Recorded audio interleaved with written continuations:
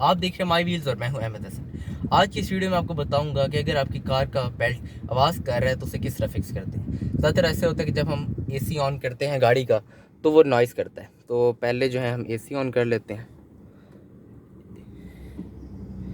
AC on हो गया, आप आवाज़ सुन सकते हैं। तो इसका हल ये है कि आप ये ले लें कपड़े धोने वाला साबुन, इसे थोड़ा सा गीला कर लें और इससे जो जगह उधर पुट कर देते हैं।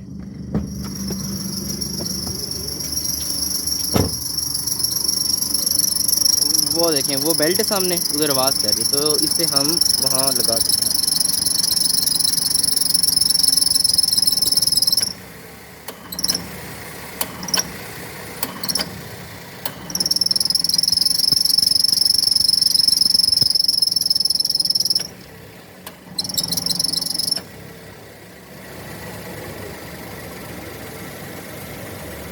ये देखें, आवाज़ तकरीबन ख़त्म हो गई है।